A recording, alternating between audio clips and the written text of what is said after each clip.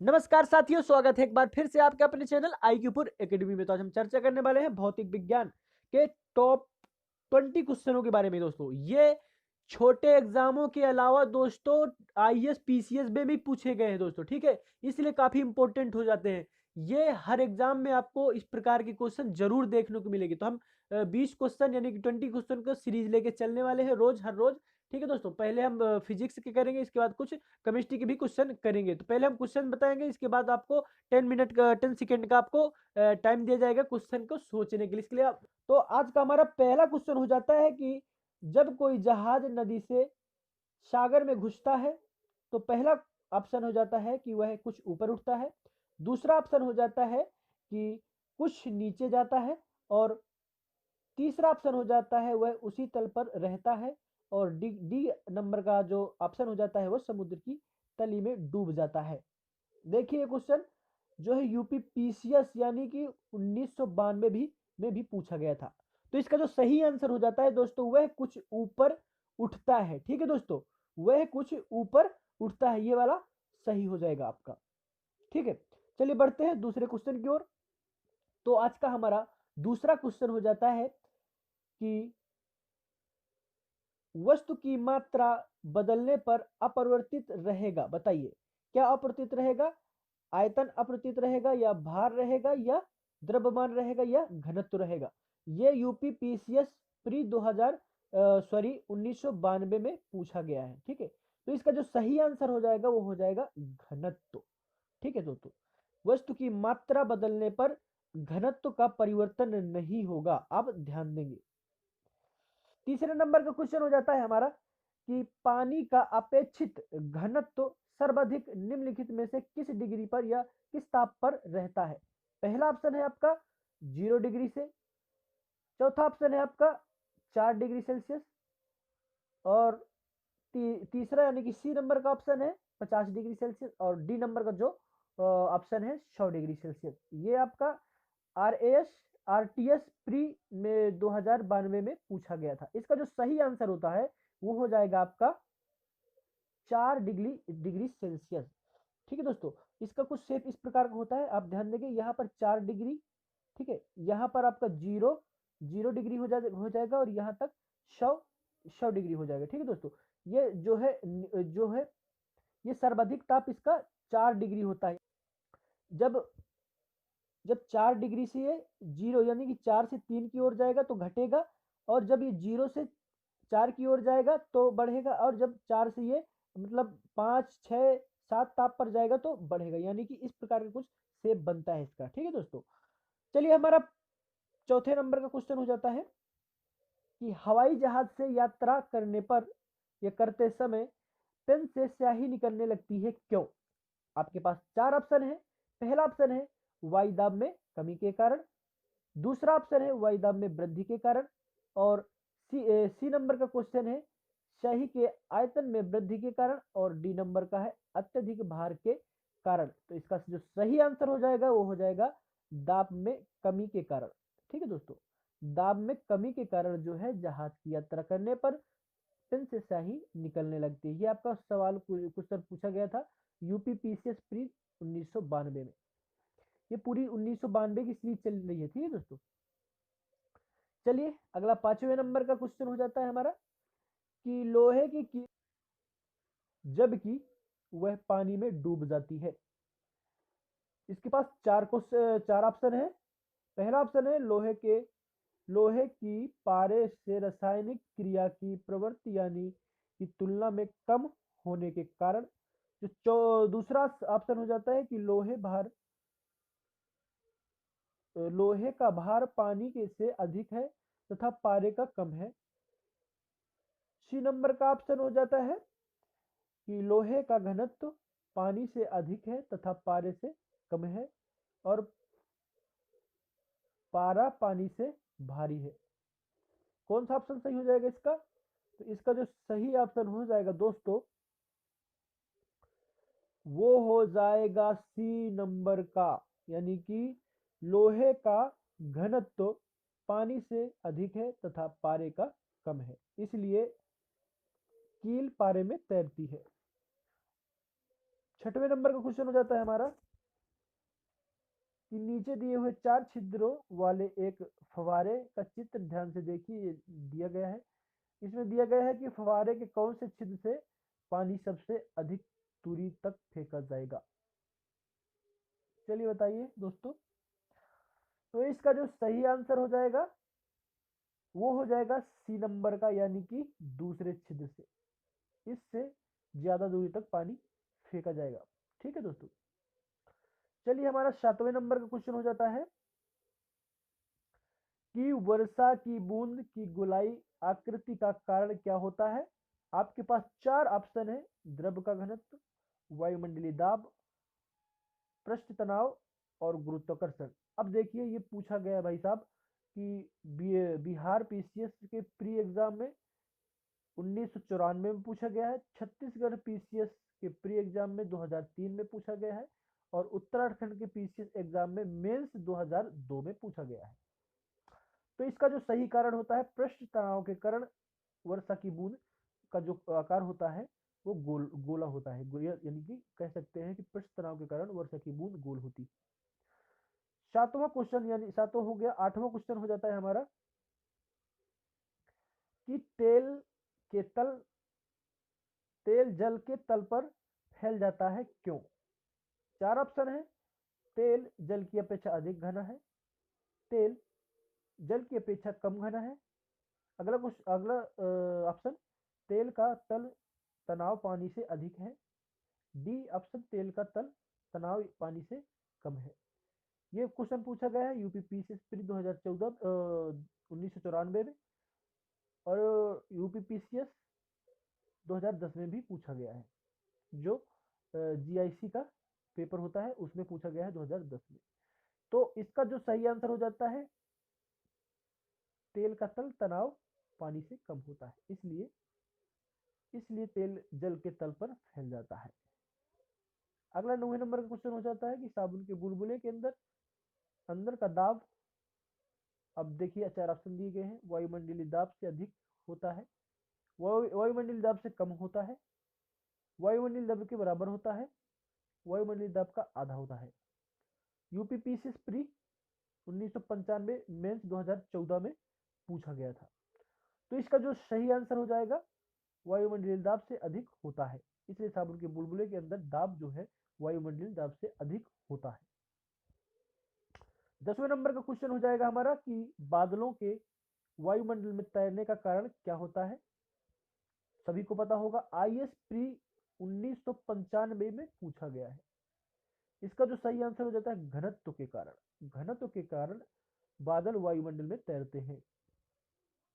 11वें number का हमारा question हो जाता है कि बैरोमीटर पठन में अचानक गिरावट के कारण हो जाने से निम्नलिखित में से कौन सी एक मौसम दशा इंगित होती है। पहला ऑप्शन हो जाएगा तूफानी मौसम, दूसरा ऑप्शन प्रशांत मौसम, तीसरा ऑप्शन शीत एवं शुष्क मौसम, और डी नंबर का उष्ण एवं उज्ज्वल मौसम। इसका जो सही आंसर हो जाएगा तूफानी मौसम के कारण। जो बैरोमीटर का जो जल्दी से अगर गिर जाए तो उसका कारण होता है तूफानी मौसम। ठीक है दोस्तों। 12 नंबर का क्वेश्चन हो जाता है हमारा कि जब किसी झील की तली से उठकर वायु बुलबुला ऊपर की सतह तक आएगा तो उसका आकार क्या होगा। ऑप्शन दिए गए हैं: ए नंबर का बढ़ जाएगा, बी नंबर घट जाएगा, सी नंबर यथावत बना रहेगा यानी कि उसी प्रकार रहेगा, डी नंबर चपटा होकर तस्रीनुमा हो जाएगा, यानी कि तस्रीनुमा हो जाएगा। तस्रीनुमा यानी कि छतरी नुमा भी कह सकते हैं। ठीक है दोस्तों, ऐसे इस प्रकार का कुछ शेप बन जाता है। तो इसका जो सही आंसर होगा वो हो जाएगा ए नंबर का, बढ़ जाएगा। क्योंकि आपने देखा होगा जैसे ये तालाब है आपका, तालाब में अगर नीचे से कोई बुलबुला आ रहा है तो वो धीरे धीरे धीरे धीरे धीरे पूरे तालाब में, मतलब कुछ एरिया में फैल जाता है। जब कोई कोई अगर जैसे देखा जाए कि तालाब या नदी है, वहां से वहां से कोई अगर वो आ रहा है, झील या झील से भी कह सकते हैं कि कोई अगर बुलबुला उठ रहा है, तो वो धीरे धीरे धीरे धीरे पहले थोड़ा सा बढ़ेगा, फिर थोड़ा बढ़ता बढ़ता बढ़ता बढ़ता काफी एरिया में बढ़ जाएगा। ठीक है, तो इसका मतलब बढ़ जाएगा दोस्तों। ठीक है। चलिए 13 नंबर का क्वेश्चन हो जाता है हमारा कि द्रव बूंद को द्रव बूंद की संकुचित होकर न्यूनतम क्षेत्र घेरने की प्रवृत्ति का क्या कारण होता है?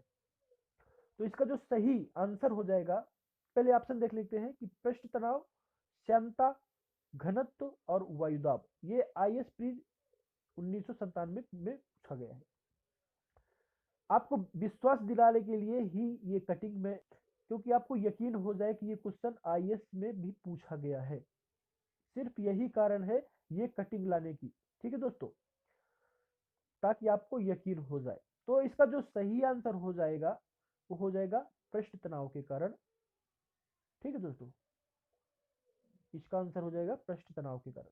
अगला क्वेश्चन हो जाता है हमारा 14 नंबर का कि बत्ती वाले स्टोव में केरोसिन के बत्ती में ऊपर चढ़ने का कारण क्या होता है? अब देखे होंगे जो आपकी गांव में जो डिब्बी चलती है, ठीक है दोस्तों, इस प्रकार का कुछ रहती है डिब्बी, उसमें मिट्टी का तेल यानी कि कैरोसिन भरा होता है। इस प्रकार कैरोसिन, उसमें एक बाती लगी होती है। ठीक है, बाती कुछ इस प्रकार लंबी होती है, उस पर आग जला दी जाती है। अब धीरे धीरे केरोसिन ऊपर चढ़ता है और दिया, उसे दिया कहते हैं गांव में, तो दिया जलता रहता है, जब तक जलेगा जब तक इसमें केरोसिन रहेगा। ठीक है, तो इसका कारण क्या होता है कि ये जो केरोसिन होता है ऊपर बाती तक चढ़ता है, इसके कहने का ये मतलब है। ये देखिए RAS RTS प्री 1997 में पूछा गया था। तो इसका जो सही आंसर हो जाएगा पृष्ठ तनाव के कारण। ठीक है, ठीक है दोस्तों, 14 का सी आपका सही हो जाएगा, पृष्ठ तनाव के कारण। चलिए 15 नंबर क्वेश्चन हो जाता है हमारा। तो 15 नंबर का हमारा क्वेश्चन हो जाता है कि किस ताप पर पानी का घनत्व अधिकतम होता है?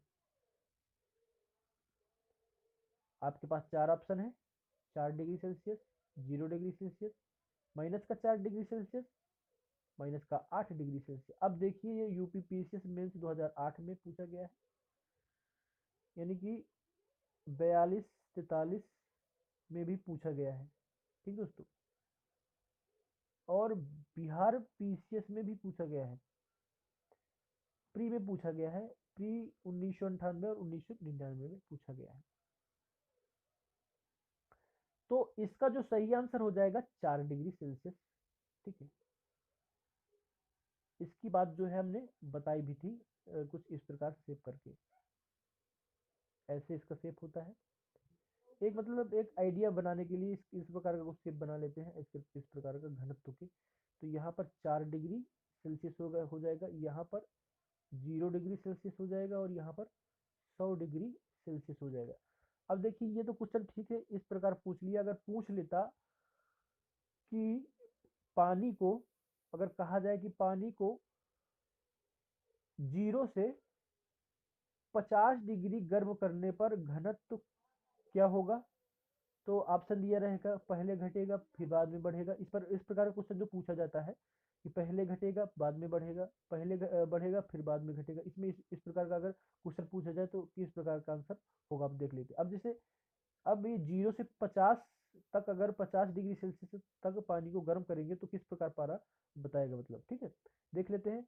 अब जब जब जो है ये एंगल बना लिया हमने, अब 0 से जब 4 तक जाएगा तो बढ़ेगा। देखिए अब 0 से 4 तक जाएंगे ना, तो बढ़ तो रहा है, तो 4 तक तो जाएगा तो बढ़ेगा। अब 4 से 50 तक जाएगा, कुछ हम मान लेते हैं कि यहाँ तक 50 है, तो अगर 50 तक जाएगा तो फिर घटेगा। ठीक है, क्योंकि ये नीचे जा रहा है, ये पहले ऊपर 0 से 4 तक ऊपर जाएगा फिर घटेगा। तो हमारा आंसर क्या हो जाता, पहले बढ़ेगा, पहले जो है बढ़ेगा फिर घटेगा। ठीक है, इस प्रकार क्वेश्चन आंसर हो जाता। लेकिन इसमें पूछा गया है अधिकतम घनत्व, अधिकतम कितना होता है, तो 4 डिग्री सेल्सियस होता है, आप ध्यान रखिए। चलिए 16 नंबर का क्वेश्चन देख लेते हैं कि निम्नलिखित में से किस एक के लिए केशकत्व एकमात्र कारण नहीं है? अब देख लेते हैं।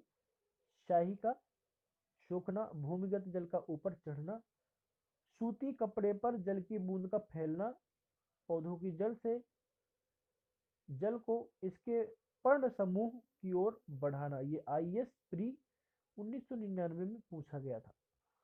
तो इसका जो सही आंसर हो जाएगा डी नंबर का, यानी कि ये वाला, पौधे की जड़ों से जल का इसके पर्ण समूह की ओर बढ़ाना, इसका सही आंसर हो जाएगा। किसकत्व का एकमात्र कारण सिर्फ यही नहीं होता है, क्योंकि जो जड़ क्योंकि जो पौधे में जड़ से जो पानी ले जाता है वो जाइलम का काम होता है। ठीक है दोस्तों, ये कार्य जो होता है पौधे में जो है जड़ों से पानी ले जाने का कार्य करता है वो जाइलम का होता है, और पत्तियों से पानी ले जाने का कार्य फाइलम का होता है। ये भी आप ध्यान रख के चलेंगे। ठीक है, इसलिए ये केशकत्व का एक कारण नहीं होता है। चलिए 17 नंबर का क्वेश्चन देख लेते हैं कि पानी के 4 डिग्री से सेल्सियस पर शरीर तैरता है यदि तापमान 100 डिग्री सेल्सियस हो जाए तो। पहला ऑप्शन है शरीर डूब जाएगा, दूसरा ऑप्शन है कोई परिवर्तन नहीं होगा, और सी नंबर का कुछ अधिक भाग पानी में डूबेगा। डी नंबर का ऑप्शन हो जाए अधिक आसानी से तैरेगा। ये पूछा गया है एमपीपीसी प्री 1999 में पूछा गया है। तो इसका जो सही आंसर हो जाएगा शरीर डूब जाएगा, क्योंकि इसमें देख लेते हैं कि पानी के 4 डिग्री, क्योंकि 4 डिग्री घनत्व जो है सबसे अधिक होता है ना, जब सबसे अधिक होता है तो जब किसी चीज का घनत्व अगर पानी कम होता है तो तैरती है, तो पहले तो तैरेगी, लेकिन अब 100% हो गया दोस्तों। ठीक है, तब वो डूब जाएगी। पहले बात, शरीर जो है बिल्कुल पिघल जाएगा, क्योंकि 100 डिग्री सेल्सियस पर जब किसी आदमी को डाला जाएगा तो बिल्कुल वो उसका पापड़ बन जाएगा। 18 नंबर का क्वेश्चन 19 नंबर का क्वेश्चन देखते हैं दोस्तों कि समुद्र में नदी की अपेक्षा तैरना आसान होता है क्यों। पहला ऑप्शन है कि समुद्री जल नमकीन होता है, दूसरा ऑप्शन है समुद्री जल गहरा होता है, और सी नंबर का ऑप्शन है समुद्री जल भारी होता है, और डी ऑप्शन है समुद्री जल हल्का होता है। तो इसका जो सही आंसर हो जाता है नमकीन, यानी कि समुद्री जल नमकीन होता है। ठीक है दोस्तों, इसलिए तैरना आसान होता है। चलिए 20 नंबर के यानी कि अगला हमारा अब देखते हैं कथन दिया गया है, उसका कारण दिया गया है। लोहे का एक गोला पारद पर तैरता है किंतु पानी में डूब जाता है। कारण दिया गया है लोहे का अपेक्षित घनत्व पारद के अपेक्षित घनत्व से अधिक होता है। अब देखते हैं कूड़ दिए गए हैं। पहला दिया गया है ए और आर दोनों सही हैं, और आर ए का सही स्पष्टीकरण है। बी दिया गया है ए और आर दोनों सही हैं और आर ए का सही स्पष्टीकरण नहीं है। सी दिया गया है ए सही है परंतु आर गलत है। डी दिया गया है ए गलत है परंतु आर सही है। ये आपका पूछा गया है आईएएस प्री 2002 में। तो इसका जो सही आंसर हो जाएगा सी नंबर का हो जाएगा, ए सही है परंतु आर गलत है। ठीक है, तो यहाँ से दोस्तों हमारी क्लास जो है समाप्त हो जाती है। अब कल मिलते हैं हम 20 टॉप 20 क्वेश्चन लेकर। ठीक है, इसी के अगले क्वेश्चन मतलब इसी का अगला भाग रहेगा, इसी टॉपिक से करने वाले हैं। तो सारे क्वेश्चन इस प्रकार करेंगे जो मतलब पिछले एग्जामों में, वो चाहे आईएएस का एग्जाम हो चाहे पीसीएस का एग्जाम हो, या चाहे एनटीपीसी या रेलवे का कोई भी एग्जाम हो, या एसएससी का कोई एग्जाम हो, जितने क्वेश्चन आए हुए हैं सब हम लेने वाले हैं इसमें। ठीक है दोस्तों, चाहे वो चाहे राजस्थान, यूपी, बिहार पीसीएस, चाहे जहां का भी क्वेश्चन हो, अगर वो फिजिक्स से रिलेटेड है तो हम उनको इन 20 क्वेश्चनों में लेकर आने वाले हैं। इसलिए काफ़ी क्लास इंपॉर्टेंट हो जाती है। तो आप लोग क्लास को शेयर जरूर करें अपने दोस्तों तक और लाइक करें। चलिए मिलते हैं एक नए वीडियो के साथ, तब तक के लिए धन्यवाद।